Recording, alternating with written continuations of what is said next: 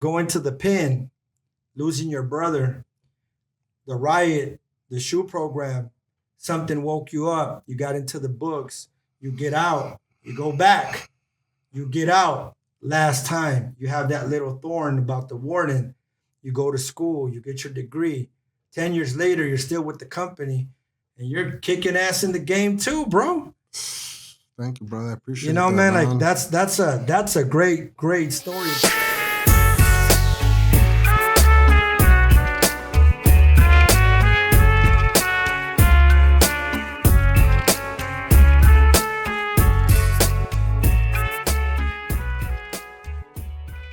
Lari The G. What's going on, brother? How Bro, you doing, welcome to man? the telescope room, Thank bro. you for having me, brother. Bro. Happy 420. Oh yeah, bro. I mean, if I get involved with the 420, I'll be passed out right here, in the interview. But bro, I've been a big fan of your story. I'm glad that you're here. We want to excavate a little bit. So I want to, if it's okay with you, I want to go back to the very beginning of who is Lari The G.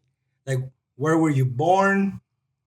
And how did you like get into the whole get down of being a pioneer into the culture, but from the beginning? Yeah, like I said, thank you for having me again, brother. Appreciate it. And yeah, I was born in Santa Ana, California. That was my upbringing, and where I went through a lot of adversity, you could say. It wasn't always like that, but yeah, I went to school there. It's where I got my education, both on the streets and in the classroom. And from there, I started getting involved in other things that led me elsewhere. But before I get to that, um, yeah, I went to school in Santa Ana, a little elementary school called Monroe Elementary, and it was a cool little elementary school. They had cool programs for kids right there, like band and choir. Oh, okay. So at an early age, that was something like cool that enticed you. That enticed me. Then I know later throughout the interview we'll talk about like music and stuff like that. But that was one cool thing that was taught to me at a young age from growing up in that area. Like one of the positive things. Yeah. One of the things I was able to distract what was going on around this. So when you said right now, it wasn't always like that. What are you referring to? Well, you think of childhood, like childhood's supposed to be like, like some of the best moments of your life, like happy moments. Right. But like, not everybody's childhood is that way. That's right. So, like growing up where I grew up, it's a community that's in Santa Ana. It's called Delhi. The Delhi community, it's like back in the 80s and the 90s, it was a pretty active community. There was a lot of gang culture, drug culture, a lot of, a lot crime, of dysfunction, a lot of that shit. A lot of destructive behavior. A lot of that stuff, like most of my friends came from broken homes, you know what I mean? Like fatherless children, you know what I mean? And not very much of my friends had like a mother and a father. So, it was like a bunch of kids hanging out in the streets and nobody really telling us anything. Right. Like our moms would be at work, you know what I mean? While we were in the street. So we were running wild, you know? Yeah. And that was pretty much what I meant, like my education outside of the classroom, That's when I was experiencing like real life the school situations. The yeah, like real life situations right. that you pretty much don't learn in the classroom. Right. And, when you kind of grow up that way, it molds you into a certain type of person.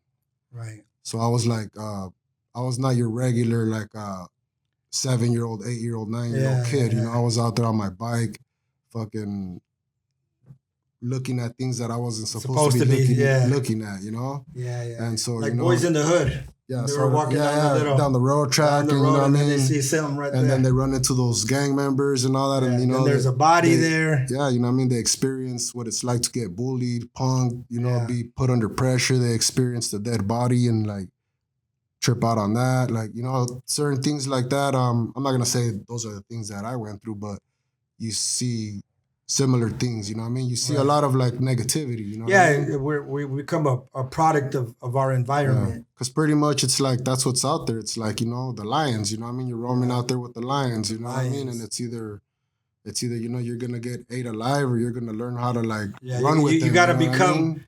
you got to become the lion and the fox. Yup, You got to be dangerous like a lion. You yup, got to be clever like a fox, yup, living in that type of environment. yup. So you got incarcerated really young, Yeah, at the age of 13.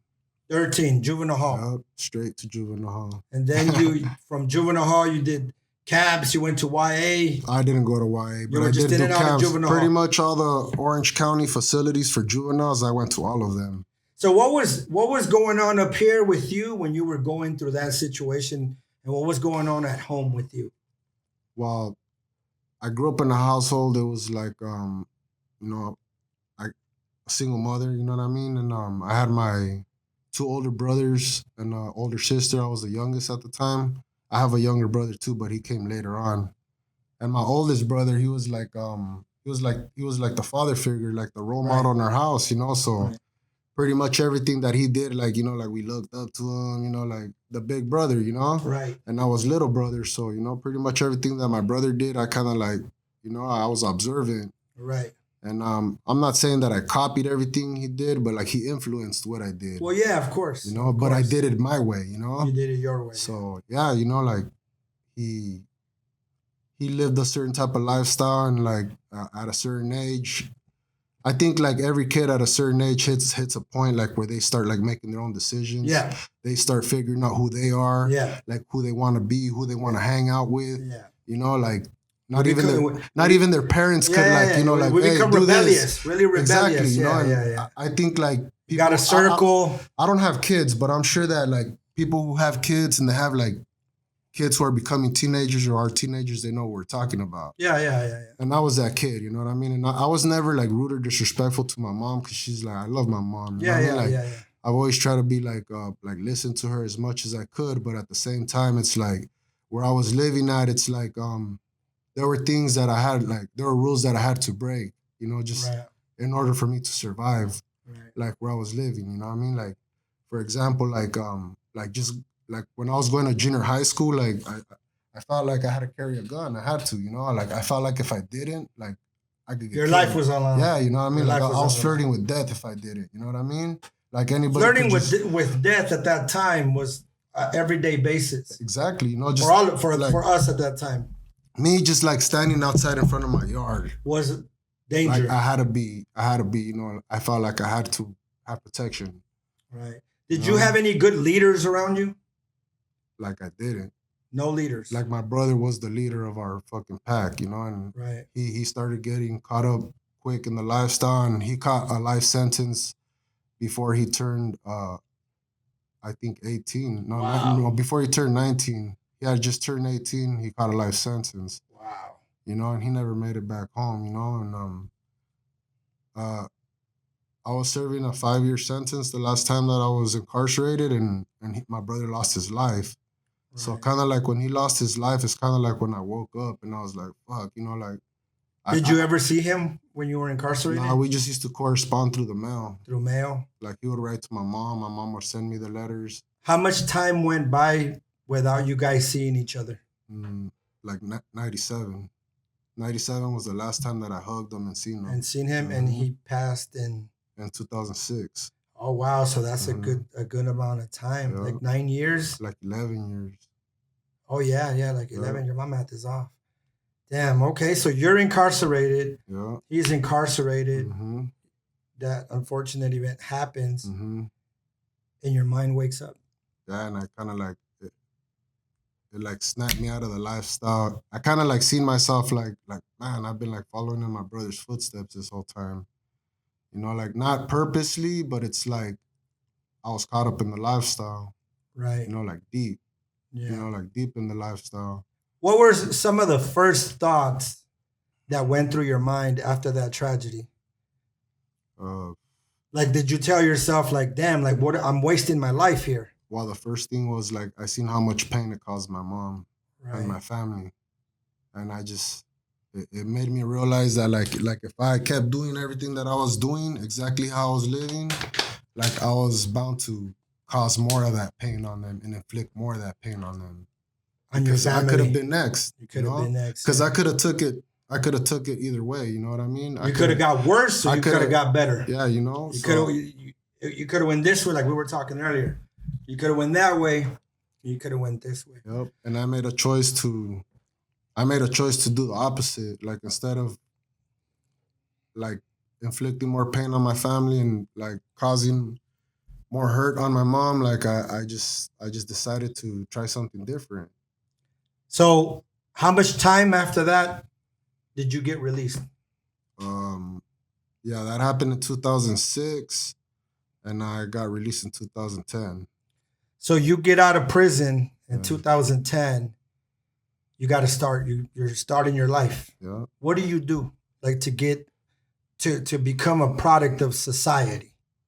Yeah, well, as soon as my brother passed away, like not to like cut off your question, Yeah, but yeah. I gotta like tell you this before I tell you. Yeah, for sure. Like so as soon as like they told me like, you know, once one of you lose a family member or something while you're incarcerated, like they you have to go like they call like administration, and you have to go like to the sergeant's office or the lieutenant's office, and they tell you. you get to use the phone to call home so they could tell you what's going on. You hear Yeah. from your family instead of like the SEALs telling you. Yeah, you know? yeah. So I went to the sergeant's office, and there's like fucking 3 sergeants and like a lieutenant, and they're all just like, they're like watching me use the phone, you know, and like I felt like they were just there to like watch my reaction to see like if I break down or whatever. Right. You know what I mean? Like to see if I'm like mentally strong or whatever. Right, you know, I felt that, you know what I mean? Yeah. So 'Cause it's a different life in there. It's a different you game. know what I mean? So yeah, it is. You know It's what a I mean? whole different story. They want to see like if you really are, you know what I mean? Yeah, like, yeah. like, you know, Yeah. or whatever, but that doesn't matter to me, you know what I Yeah, mean? yeah. But anyways, yeah, you know, so I called home and boom, you know, like my sister told me, and I was just like, damn, you know what I mean? And I just took it back to my bunk, and then I just, you know, like I let it just like soak in, because that's the type of person that I am. I'm just like, I'm real to myself, you know? Right. And as soon as they told me, I just like let days go by, and then I don't know, I just like one day I was in the TV area, and like you know, somebody disrespected me in the TV area, and I just fired on them, and you know what I mean? It ended up causing a big old riot, like in the yard that I was on. So they ended up getting me for inciting a riot, like instead of just a regular mutual combat with an inmate, like Yeah. one inmate with one inmate. And Yeah. I ended up going to do a shoot program like for a year. Oh, wow. And during that year, a shoot program is like prison inside a prison. Yeah. During that year, you know what I mean? That year right there, like really helped out, like Because you were by yourself. for a period of time, but then they gave me a cellie after a while. Okay. But like maybe for like the first 2 months I was by myself. yourself. Yeah. You know what Wow. I mean? And then while I was there though, like it was like a life experience, like an awakening, you know what I mean? Right. Because like I'm in there dealing with the death of my brother. Like as soon as my brother passes away, 2 weeks later, I was married at the time. 2 weeks later, after my brother passed away, my ex-wife served me with divorce papers. Oh, You know wow. what I mean? So then I go through that. And then like right after my brother passed away, my mom came. It was the only visit that I got in 5 years. You know, my mom came to visit me, and like I could see the pain on her face. Like she looked like a little girl, like a little girl in pain, you know what I mean? Damn. And like hearing her cry and stuff like that, I had never heard my mom or seen her like in that much pain. So you know what I mean? Like being alone for a year in that little cell, like fucking, I like got to read the Bible. I read books. Like I really worked on myself. You know what I mean? I really, Was sorry to interrupt you. Was there ever a time before you ended up in the shoot program that you were interested in books or the Bible or anything like that? to tell you the truth, if it had nothing to do like with the Aztecs or like Yeah. Mexican Revolution or shit that has to do with like, Yeah. you know, Yeah, the cause of our people and Yeah, our raza and all that, yeah. no. You know? didn't. Yeah. I didn't, but I started reading all kinds of trippy books, you know, that had to do with like the purpose of life and all this Yeah. trippy stuff, you know what I mean? Yeah. That I would never even care about, like not Right. even the Bible, But know? you were engaging with them. You were open to the teaching. Yeah, because at the time I felt like, you know, like I don't know, like I needed answers or I needed Yeah. something to. You were searching you for know? something else. Like instead of me just like getting mad and going to, you know, like you know what I mean, assault somebody every time they let me out of my cell, you know, to take my pain out that way. I was trying to feed like knowledge and like Into your spirit. yeah, you know what I mean, like just like try to understand things, you know what I mean? Right. And that's what I ended up doing. I ended up like reading a lot of books. I ended up That year. and another thing that I ended up doing was like I was never really like open to like speaking with a lot of people or being social, especially like people outside of like my own race. Right. And I just started like being more open like that, Right. because when you're caught up in a certain type of lifestyle, sometimes you get like real deep into it where you really do start to believe like you know what I mean, like this is what it's about, you know what I mean? Like, I'm here and whoever's not with us is It's against not, us, it's you know against what I mean? us. Yeah. And like you know, like hey, like we run this shit, you know what I mean? Yeah. And you're just ready to for whatever, Right. and you're kind of like sometimes like militant. Yeah, that's exactly what it is. You know, and I was like fucking deep into that shit, you know, like the exercising, the fucking being a soldier, I wasn't trying to be nobody or anything like that. You were just trying to honor the code. I was just trying to be like disciplined. I was trying to be like sharp. Yeah. You know? Like, you know what? I didn't make it to the Marines or anything like that, but I'm gonna still be the best soldier right here. Right here. I'm gonna be the best soldier. Like, I don't gotta join no fucking punk ass Marines or anything like that. You know what I mean? Right. And you know, I don't mean that like in a disrespectful way No. to Yeah, people who are Marines, I but I mean like I don't gotta play the man's game. You know what I mean? Right. Like, oh, join the Marines after high school and at 18 and come fight for us. You know, like, you know, I mean, I'm not saying that because, you know, I ended up a criminal or had a whatever. I just, you know, after a while, I even, you know, studied that and did research on that and figured out what that is. You know what I mean? Yeah. I just read this thing that was talking about how we become victims of the hypnosis of social conditioning, which is reminiscent to what you're talking about. Like, because I grew up the same way as you. You know, we don't have leaders. We have people that influence us, that we think are leaders, and they lead us in a fucked up direction. Mm-hmm. So that year goes by in the SHU program. Yeah. Then you get out. I get out of the SHU, and then they send me back into general population. So I was in Tehachapi at the time when I started. Well, they said that I started the riot when I, you know, did what I did and got my SHU. And then after that, they transferred me to another prison out in Blythe, which was Chuckawalla, because my points dropped down. First, I had like level 3 points, and then they dropped down to level 2 points. So they sent me to a level 2 yard. And that's where I did the remainder of my time. And then you got released. And then I got released for a couple months. And then I ended up catching a violation, and I went back and I did 9 more months. Damn. So you were only out for 2 months. I was only out for a few months, yeah. Like close to 3 months. And then I went back because they had me on high control, like parole, you know what I mean? They were like all strict. On you, they were super strict on me, strict on me. And one of my conditions was not to be drinking, and, you know, they caught me drinking, so they sent me away for 9 months. And that's one of the things that really made me stop drinking, because like I was like, man, if I'm always gonna be getting in trouble over this stupid shit, like might as well just leave it alone. Right. So I really don't drink that much. That's another reason why I don't That was like one drinking. of the key reasons. Mm-hmm. So let's fast forward a little bit. So you get out of prison after that term. That was the last time you went back? Oh yeah, that was it. That was it. Which was 2009, I believe. So at 2010. So at this point, you divert your energy into becoming somewhat of a citizen of society. I mean, the way society probably looks at it, yeah. Right. I'm saying, you know, you're not putting your energy. Yeah, I'm programming. You know, that's the way that I see it. Okay, like, I'm doing my part. So one of the things that I've always been so proud about with you is, you know, you went and you go do all this time.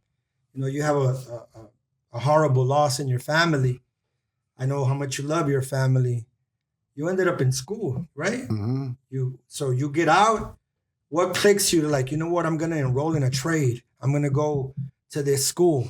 Well, when I was incarcerated, like before I got in a fight with that guy, I was enrolled in college.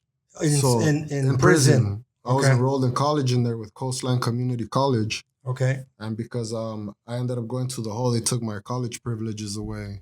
Okay. On purpose. I feel like the warden did that shit on purpose because, you know, he probably seen, you know, like, oh, this fucking troublemaker guy's in like one of our college programs. Like, fuck that. Yeah. You know?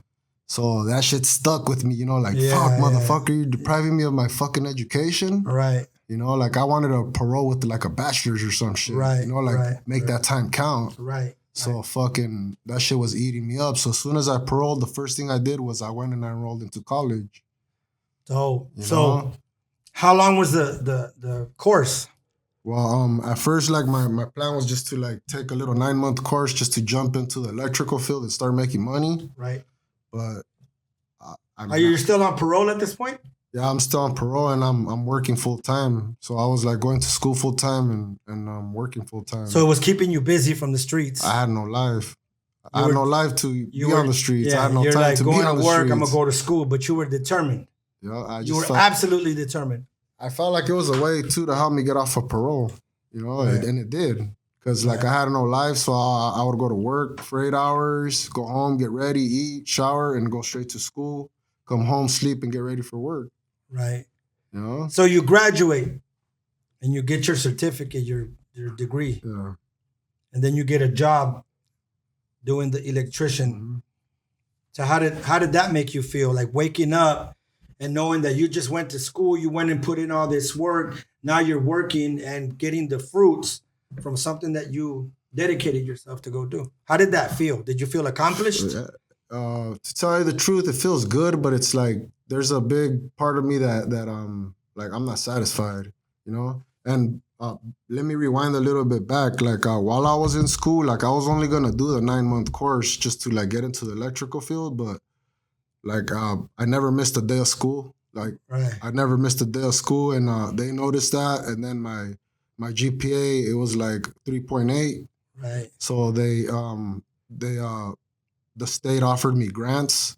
So they gave me some grants, and I ended up going, instead of going for 9 months, I ended up getting a 4-month, like they helped me out for 4 years, and I ended up getting a bachelor's degree in a Bachelor of Science in Electrical Engineering. Bro, that's the business right there, bro. And what drove me to that was because I think the warden deprived me of my education, and not only that, but because like deep down inside, you know what I mean? Like I've always been hungry for knowledge. Right. I've always liked to learn, even like the weirdest stuff, astrology and everything, you know what I mean? Anatomy, everything that has to do with the human body, stuff like that. I like to read books that a lot of people probably wouldn't want to read. Yeah, that's the business stuff. I just feel like me like ditching school and not paying attention to school when I was young, I felt like I did it my way, like when I was ready to get my education, I kind of like felt deep down inside that I was going to get my education when I was ready to get it. Right. And I kind of like you paved the rules for yourself. I kind of felt that way when I was young. I really felt like when I was young, like, you know what? Right now is a fucking time for me to party and be here and have a good time. Right. That's what I seen when I was in junior high and high school. That's how it felt to me, especially in the 90s. Yeah. Fucking all those house parties and kickbacks and DPs and all that. Yeah. Fucking flyers at school every day. Like, freestyle music. This day, fucking kickback. This day. And then on the weekend, we got a party and like live DJs. And like, we lived that. We lived that era. Yeah, for sure. You know what I mean? So it's like, to me, it was a time to party. Like, it wasn't a time for me to fucking be serious about school. Yeah, hell no. Yeah. All right. So you get your degree, you graduate. Mom is happy. Yeah. Your mom is really happy. Oh, she's super happy. Your sister's happy. Wow. Yeah, my sister was there. Yeah, my sister and I think one of my nieces was there. So, bro, at this point already, like, you put in the work. How long did it take before you got yourself a job after you graduate from school? I started working.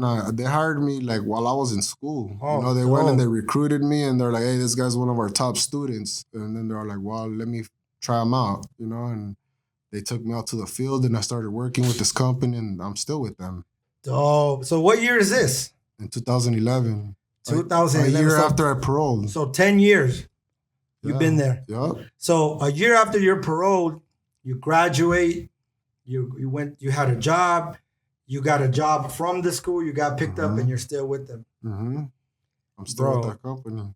I know I've told you this in private before, but bro, that's a great story, bro. Like you were in the system, You were all in the system. I was in the system working for 10 cents an hour cleaning toilets. There you go, bro. And okay, so But it was enough for me to buy a box of soup every month. and you had a passion. Yeah. Music. Music kept me fucking. I did my time on my bunk fucking writing rhymes that I still haven't even recorded to this day. I have like fucking composition books like full of lyrics that I still haven't even recorded to this day. I wrote a book while I was in there that I haven't even published. You gotta publish it, I bro. do. I gotta find out how to do all of that. You will. You know how I know that? How's Because that? look, when I met you, you were getting in the game. This was maybe 3-4 years ago, 3.5 years ago, maybe. From then to now, you have your own record company. You do all your own film. You release all your own albums. You own all your albums. You started a clothing company. Yeah. You're collabing with everybody. You're Yeah. doing this all And I appreciate everybody for that. by yourself. By yourself, bro. Yeah. So if you rewind the tapes of God coming from the gutter, bro, you know, gutter made, Got her made, baby. you know, going to the pen, losing your brother, the riot, the shoe program, something woke you up. You got into the books. You get out. You go back. You get out. Last time, you have that little thorn about the warden. You go to school. You get your degree. 10 years later, you're still with the company. And you're kicking ass in the game too, bro. Thank you, brother. I appreciate You know, that, man, like that's a great story, bro. And ever since I've known you, bro, how much you love your family, bro, how close you keep to them. You know, your word is absolutely bond. You're a good person, bro. You're a hard worker. Appreciate You know, that, your brother. music is dope. Your gear is dope. Hell yeah. You know, Keep so pushing it, man. you know, man, and that's why, you know, that's why I wanted to bring you on here, bro. You know, there's other people, bro, that are on that similar path. Maybe there's a dude right now that is in those 2 months and he's free. Instead of going back for those 9 months, he can hear what you did. Yup. You can hear what you did, bro. Like Anything is possible, man. you're your own dude. Anything is possible. You know what I'm You just saying? gotta believe in yourself, man. You know, you got your whip, you're healthy, you're successful, you got your job, you got your family, you got your purpose, and you're living out everything that you set out to do, bro. Amen to that. You know what I'm saying, bro? Glory to God for that, man. So what's up with the music? The music, I got an album coming out soon. It's called Gutter Funk. My boy Spanx right here. Shout out to my boy Spanx for coming with What me and up, taking Spanx? the trip. He did the cover art for me. It's a collaboration that I did. Bro.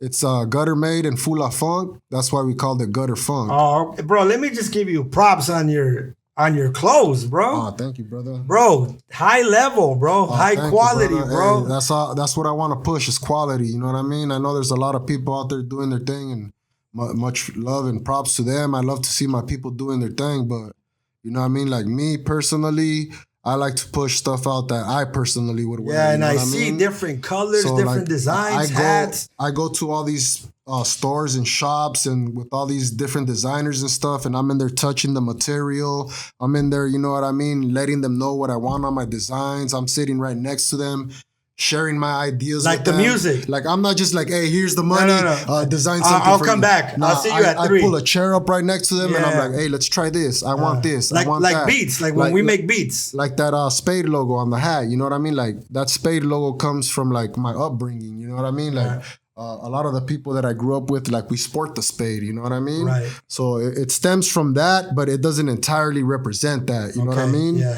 And the globe, you know what I mean? It's like I want it to be worldwide. It's worldwide, you know what I mean? There's a gutter everywhere in the world, you know what I mean? Yeah. So it's like we're worldwide, and you know what I mean? I push society of hustlers because that's what we're doing out here every day. We're hustling, you know what I mean? We're getting to it.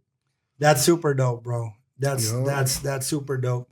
What would you say, bro, to a little youngster right now watching you, bro, that just heard your story and heard you be victorious, that is on the move right now saying, fuck, right now it's my time to party and not, go this way.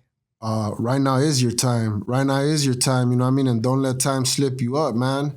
If I knew what I knew back then, if I knew that, back then what I know now, like, man, I would be I would be like a legend like this guy. You know what I mean? I would be a legend like this guy, like Shadow, Little Rob, like all those guys. You know what I mean? And you know, because the passion has always been in me. The passion, the talent, all of that has always been in me. And I've always been a go-getter. You know, the only thing that kept me back from that was the own obstacles that I put myself in. The life, you know what I mean? The destructive. I put myself in those places. Yeah, but you see, but look, even what you're talking right now, bro, like it's so important because like you're not making excuses. You're being absolutely accountable about it's because it's the truth. You. And that's why I admire you so much, bro. Like since I met you, bro, like even the work ethic musically, the way that we were able to click. Yeah. We went in the studio, we were just making songs that were dope. You know, you came up with the Cold World title to that album too. Yeah. But I mean, the way that we were just able to flow. And then I got to know you as a person, bro, and just to see how absolute you are and so resilient, you know, and how proud you are of everything that you do, bro. So, you know, man, again, I want to congratulate you, man. I want to thank you, bro. You know, I applaud you, bro. I respect you. Hey, guys like you paved the way so I could do what I do. And you're doing it well. And maybe not a lot of people give you that type of recognition or props, bro, but you have a lot to do with what a lot of us are doing right now. I appreciate that, I mean? Bro. I know that there's a lot of people out there with big egos and they feel however they feel, you know what I mean? But there's certain cats that came before us, you know what I mean, that they don't get the recognition, they don't get the respect, and you guys deserve that respect and that recognition. I appreciate that, bro. Thank you. Thank you for that, man. Like to me, you know, it was no different. The passion was always there. Yep. You know, we grew up in that environment. Yep. We didn't have good leaders, but right now, that's why I'm telling you, and that's why I wanted you to come. Like, you are a leader. I appreciate that, you're on your way to the legendary status. You know, there's dudes that look up to you. There's dudes that see you doing what you do, and your story is organic and real, bro. You know, so I appreciate you coming, my broski. You know, you got to send me a beat and let me get on. Oh, no, we're going to get on some shit. Yeah. Oh, besides, I was telling you, I got an album coming out, Gutter Funk. Okay, Gutter Funk. When's that coming out? It's I'm just getting it mixed and mastered right now. As soon as it's getting done mixed and mastered, I'm going to, you know what I mean, upload it to my distribution, to all that, Spotify and all that. Okay. And I'm dropping that as soon as that's done. And then I have another album. It's 5 songs in Spanish, all Spanish album. All right. That I want to drop the Cinco de Mayo because I want to start getting into the Spanish. And you dropped an album, Cinco de Mayo, a couple years ago too, right? My Gutter Made. Your Gutter Made, right? The first album that I dropped that one in 2018, I believe. 2018 is when I stepped foot in the music game. Yeah, and look at you now. I've been making music since I was 13, but I didn't actually start till 2018, you know? And look at you now, bro. But you know what? Like, I'm kind of glad that it happened that way because at least I feel I'm doing it the right way. Of course, bro. Which is very, very important in this game. You know, like, that's what I was saying. Like, you own your masters, you own your company. You have everything to do with your designs. And I've always been like that. Like when I go in the studio, like you've seen me, bro. Like when the beats, bro, like I'm not like, hey, give me a beat. Like I'm in there humming. I'm in there making it. Man, you're the first one to get in the booth. You know what I mean? You're the first one in the booth. And hey, are you guys ready? Oh, you're not ready? All right, man. I'll catch you on the next one. Hey, email it to me when it's done. You know what I mean? No, but that comes from the passion. Yeah, but hey, that's what you've been doing, and that's it. You've exercised and programmed your mind, and you know what I mean. Your passion, boom. When you get in there, you're. I see you. You know what I mean. You're in there. You're working. You know what I mean.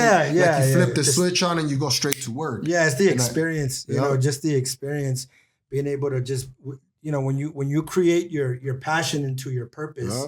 You know, and that's why that's why I started this whole thing to be able to sit here and chop it up with real dudes like you. Real dudes that have a real story, bro, that were victorious from the despair. Appreciate you that, know, brother. So anything else you want to shout out? Anybody else you want to shout out? Besides my Gutter Funk album coming out, my Spanish album dropping Cinco de Mayo, I got my Gutter Made clothing. I'm coming out with new merch before the summer starts. Where can they get it? I got an Instagram page. It's Gutter Made, but I got a homie that's going to be helping me out with the website. Shout out to Chad Marshall Von Poe. He's going to be helping me out with the website pretty soon, so we're going to get that going. And once we do that, then you can start purchasing directly from my website. You can find my music, my clothing, everything, anything that has to do that'll with be home base for Gutter Made. Yeah, for Gutter Made. Dope. It'll be like, you know what I mean, new artists, because later on, you know what I mean, like I want to start working with new artists. Possibly signing artists to Gutter Made. You know what I mean? But if that happens, they got to be like super dope. Yeah, for sure. Because which they will be. Because the same way that I'm with my clothing, I'm like that with everything. You know, like I wanna be like, I want to be the best at everything that I do. I'm not competing with nobody. I'm not trying to be the best rapper alive or the most gangster fool in the room or none of that, you know. But trying to be the everything best that I do, I try to do it with passion, to the best of my ability and with passion, yo. Passion, bro. That's what I always say. I say, if you have passion, you're not gonna have a problem. Yeah. So like me, I'm the type of person, like I don't like to like yeah, I know sometimes people want like to meet deadlines and dates and stuff like that, but I'm more of the person like when it's right, that's when we do it. You know what I mean? Sometimes when I call you, you're like, when the time is right, we'll get together. Yep. You know, and but look at the time. The time was right today, 4:20, baby. You know what I mean? The time was fucking right on the dot. No doubt, bro. Well, Lari, man, I appreciate you, bro. Much respect to you, to everything you're doing, your family, your journey. Continue doing what you're doing, bro. Much respect, bro. I'm always watching you from the sidelines, bro. And appreciate you, salute brother. to you, broski. Thank you for coming, bro. Thank you, brother, for having me.